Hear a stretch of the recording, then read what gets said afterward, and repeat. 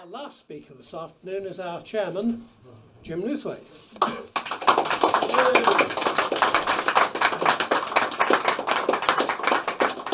Well, the last two speeches are very hard act to follow. For some reason, when I was talking to Julian earlier, I was struck by the resemblance between planning an electoral strategy and planning a really successful murder. As you know, the three main ingredients of a successful murder are motive, opportunity, and means. Now, everybody in this room is agreed on our motives. Our motives are to save this country. Yeah. Our motives are to save our people from a demographic extinction. So there's no issue about the motives of the people in this room. Have we got an opportunity? This is the year in which the British Democrats have really taken off, largely because of the work of people in the southeast like Mike and Ken and the other people here from Essex, Kent and southeast London. Have we got an opportunity? Well, we do, because the main parties have never been more unpopular, more distrusted, more falling apart. As Steve pointed out, once upon a time the Labour Party was patriotic. Jim Callaghan was one of the first to introduce serious reform of our immigration laws in 1971. He was the first to crack down on immigration. He was a patriotic Labour man, ex-Navy. The first people to protest against mass immigration in the 50s were Labour MPs in the heart of... There was one in Sheffield in particular, I've forgotten his name, but he spoke out in words which would be absolutely indistinguishable from those we'd use today. The people who opposed him and said, immigration, oh, it's a good thing, were the Tories in the 50s who said, Civis Britannicus sum, the British Empire can all come here. Remember the 1948 Immigration Act, the Nationality Act, said that any citizen of the British Empire, that was a quarter of the globe at the time, was welcome to come to Britain. And the Tories supported that. They would be saying things like, oh, these chaps are wonderful. I commanded a battalion of them at Imphal. Decent blokes. No problem about moving to your neighbourhoods. Not my neighbourhood, of course, your neighbourhoods. So the Tories were the ones that were sort of saying, oh yes, let them all come. It was the Labour people who were saying, my constituents are being displaced by these people. We don't want them. They're taking our jobs. They're bringing our wages down because they will work for nothing, etc. So we've had a complete sea change since then. And I entirely agree with Steve that our natural place is to be the right wing of the Labour Party, insofar as terms like left and right mean anything. Obviously they don't, because it's not a spectrum on one dimension. It's much more multipolar. It's a field, not a spectrum. But anyway, our natural location in the long run is to be the party that Mr. Red Wall Man wants to vote for. Because we combine an instinct for the social with an instinct for the national. That doesn't mean we're national socialists like the British movement. It does mean to say that we care about our communities and about our nation, but we don't do from a right-wing Tory libertarian free market principle. If we were really somewhere on the far right, as the press persists in calling us, we'd be ultra autocrats and supporters of church and state, like Metternich in the 19th century.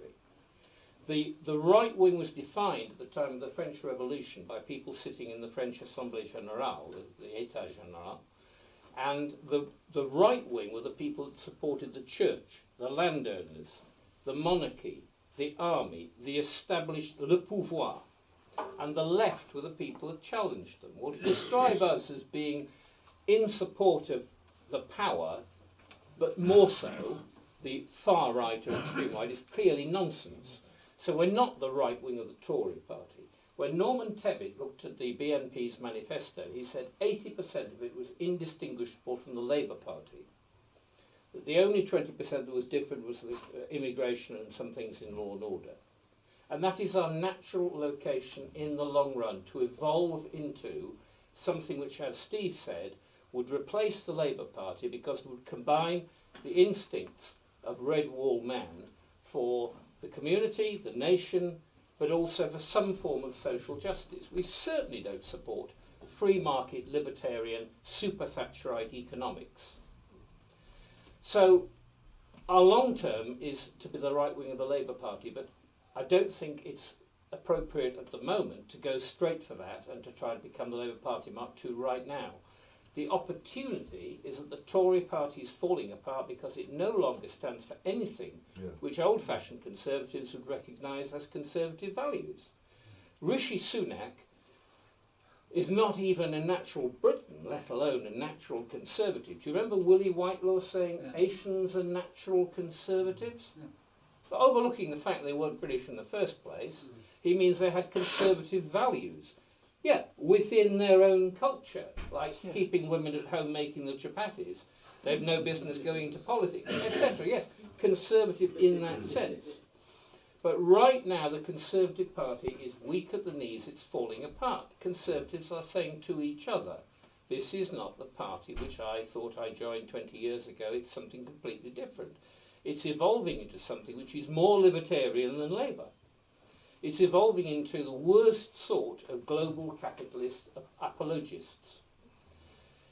When you see the leaders of the free world together, you realise, as Mark Steyn said the other day on his programme on GB News, they're interchangeable. Justine Ardern or Rishi Trudeau, these are just plastic people that could be shifted around the globe. We could imagine them as Prime Minister or President of any country these days because they don't stand for anything. They're not rooted in anything. They don't represent a national culture. They just represent global capitalism, which means moving people and items and everything around the globe, till eventually we live in a monochrome world in which every high street in the world looks like every other high street in the world because it's got exactly the same range of brands facing you. So we have an opportunity at the moment to exploit the weakness of the Tory party and make as much hay as we can from that. There will be Tories who want to defect to us. But if we merely end up being a home for embittered and disillusioned and worried Tories, then obviously we lock ourselves into a closet we might have some great difficulty in escaping from. So we have to have a short-term strategy, or an opportunist strategy, and a long-term strategy. But we know that the long-term goal is really to be above class. We are a classless party. We do not divide people up into the oppressed workers and the oppressing class. We're not Marxists, so we don't see the world through a single prism, which is oppressors oppressed, whether it's men oppressing women, whites oppressing blacks. But you know the Marxist perspective is always find a group of people and label them as the globally oppressed, and a group of people and label them as the oppressor, and everything is seen as that prism. We don't. We want ultimately to be the national party that represents everybody. So the opportunity, as I say, tactically, opportunistically, to take advantage of the Tory party's woes, but not to identify with them to such an extent that we lose sight of the greater goal. Which brings us on to the means to achieve this. Well, it largely boils down to the message. And here we come to a conundrum. Our message was once upon a time, it could be labelled as extremist, because we were the only people saying it. But now, it's practically universal. I just finished taking my proofs of my latest leaflet to the printers, and Andrew and I had agreed we were going to say, British jobs for British workers, train our own people to do the jobs, don't outsource things, don't import skilled workers because you don't have to pay for their training. And what happens? I switch on GB News as usual, and there's Keith Starmer saying precisely that. Yeah. Keith Starmer. Well, the panel that are watching, as you know, GB News usually has something like Dan Wootton or Mark Dolan or somebody, and a panel of three. And every single one of them agreed. Keith Starmer is simply saying that. He doesn't believe a word of it. He's got to say that because he was talking to the CBI or something similar. That's just for that audience. He's saying the exact opposite to some other group of people. If he actually meant what he said, his party would split down the middle. Half of them would resign. More likely they'd stage a coup to get rid of him. The Labour Party is not going to go down that path, but it believes it's got to say so to win back Red Wall Man. If they're ever going to get those northern working class voters back, they're going to have to come up with that message. Because that message, don't bring people in, don't outsource jobs, train British workers to do the jobs, is now universally agreed on. They've all got to say it, even if they don't actually believe it. They'll wait till the mugs vote them in, and then they'll change their plans accordingly. So we have a problem in the sense that our message is no longer so unique that merely by saying it we identify ourselves. Unfortunately, it's now simply the claptrap that every politician feels he has to say, even while he doesn't believe a word of it. So how do we make ourselves distinctive? Well, of course, there are a number of options. One is to soften your message, which is what Marine Le Pen's been doing for years with the Front National, even renaming it in France. Did that get her anywhere? Well, slight increments each year, but for every person she gained from the centre, she lost one of her key supporters on the right. Losing your key voters in order to gain people from the soggy centre who will defect at the drop of a hat is not a wise long-term strategy, apart from being insincere and dishonest. Or you can make your message more extreme. Shout louder, have battle buses, get yourself arrested, do all the extremist actions which Steve was saying is just lunacy. And that can get you temporary popularity, but it's not a long-term strategy because you're just labelled as a bunch of weirdos. So what we need is to revive our message, make it more relevant, but not necessarily just by shouting the same old slogans louder. Now, I've had a couple of suggestions from people which I think are the sort of thing we can do. They're not ideal solutions, but they're the sort of path we could go along which will differentiate us from the major parties, but without losing our core vote. We don't need to tell people that we're against immigration. We don't need to tell people that we'd like them all to go home because they know that anyway. One of the key points about the BNP was you didn't have to tell people what you were against because they knew that the moment you arrived on the doorstep or the leaflet came through. It didn't need to be told. What they were looking for was to see if you had anything else to say apart from that single message. Because otherwise we'd be labelled a single issue party. And single issue parties don't get very far because people say, yeah, but can they form a government? Do they have any other policies? Well, one that Gary Topping, who unfortunately can't be here if you don't know him, he's been working on for the BNP and now for the British Democrats in the Nelson Cone Burnley area for years and years and years.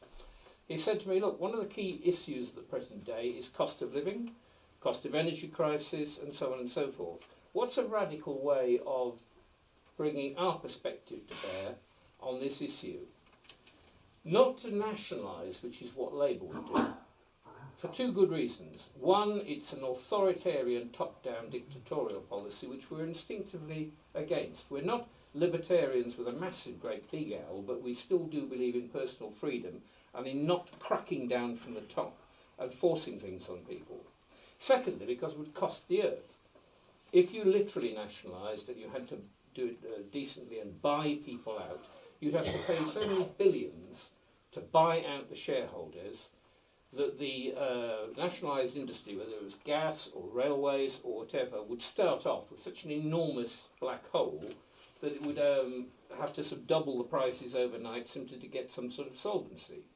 But there is another solution which Gary suggested, which I think has some merit, and that is you start a nation-based competitive company, another energy company, but one backed by government finance, which eventually outcompetes the other firms, and people will voluntarily flock to it. It's got to deliver a better service, but that's the job of the people you put in charge of it.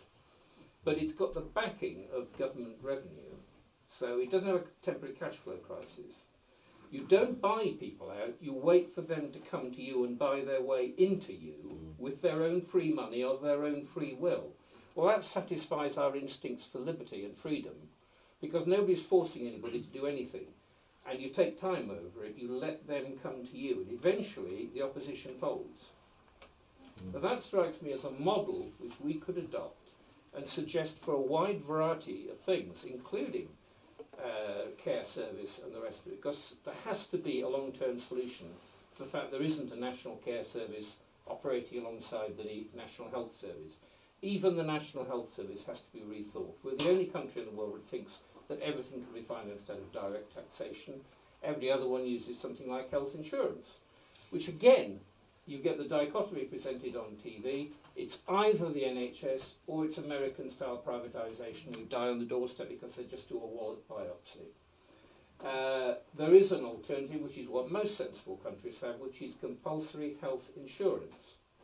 You'd be amazed at the number of people that think they're entitled to a holiday in Spain every year, but don't think that they're responsible for their own health, in the sense of taking out an insurance policy. You take out an insurance policy for your house, you take out an insurance policy for your car, so why shouldn't you take the responsibility of taking out an insurance policy for your health with a wide variety of competing firms, one of which might be nation-backed. But you vote your way, you pay your way into it, it's not forced on you, and you're not told something like a TV licence, you must pay this to have the privilege of watching BBC, which you don't want to watch anyway, but you're forced by law to do so. This is a free market option in the best sense of the word free market. The other item is something which Andrew and Adrian Davis reminded me of the other day.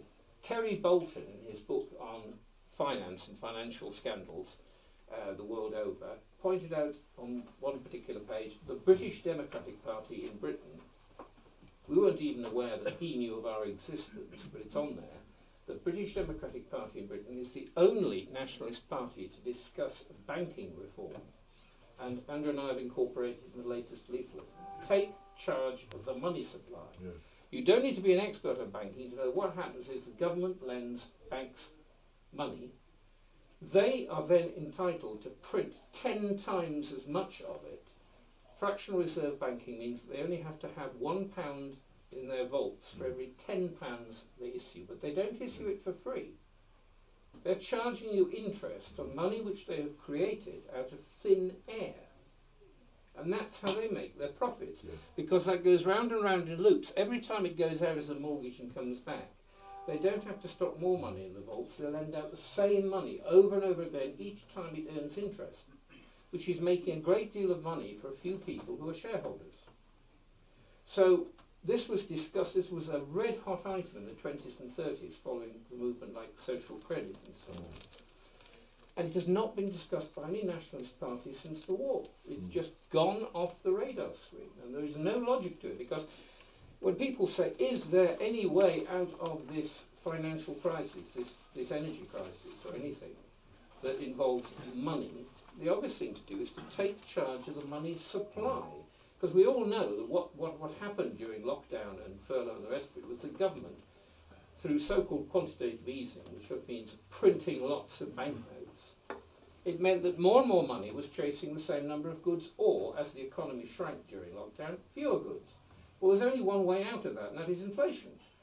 So when Rishi Sunak says he needs your money to pay off his black hole, the 50 billion which he created by printing money with nothing to back it whatsoever, it's just paper money. It might as well have Mickey Mouse on the cover, or Monopoly, because it is intrinsically worthless. But as long as the government can print that, it can create and deflate and inflate as it wishes, because it controls the money supply. So the logic is to take that off the Bank of England. The Bank of England was asleep at the wheel throughout the lockdown crisis. Andrew Bailey did absolutely nothing when people were screaming, inflation is rising, do something, put the brakes on. But they wouldn't do it, probably for political reasons, because it would have been a vote loser. So one solution we must say is to go back to the 30s thinking about why doesn't the government, rather than the banks, run the money supply, and any profits made on interest would go to the Treasury, not to private shareholders. But best of all, imagine what impact that would have on the house prices if mortgages were issued by the state and were proportional to the number of houses being built. The government would control what level mortgages were set at, not for private profit, but in order to make people able to access housing. That would also have a singularly beneficial effect on us. We're often accused, you've got nothing to say to young people. We could say to them, by controlling the money supply, we mean that you might actually have a chance that one day you will have a house of your own and not be renting for the rest of your natural lives.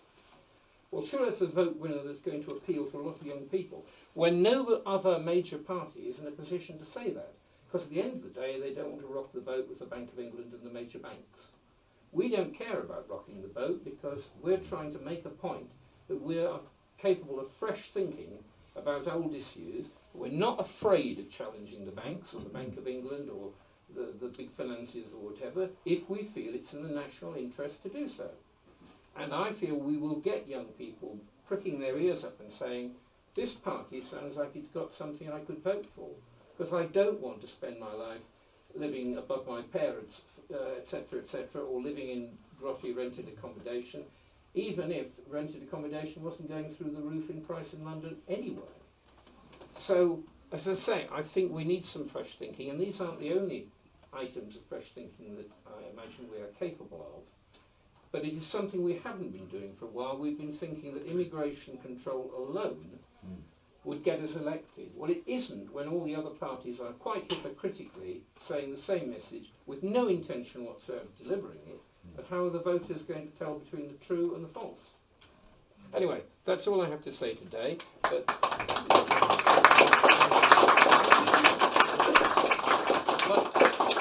I just want to finish by pointing out this has been our most successful year. But a small number of people in this room have turned the party round. It's not anything to do with me, not anything to do with Andrew up in the snow-ridden north. It's down here that you have been beavering away, and I look forward to what Steve was saying. We developed the jaws of the crocodile, the Essex and Kent Thames Estuary sites. We find candidates for as many of those wards as we can. We do not sprinkle our messages like fairy dust all over the whole of the UK. We intend to get up to the north eventually, but one success, one Derek Beacon type Isle of Dogs win is enough to get things moving, and we look forward to something like that in this region. Thank you.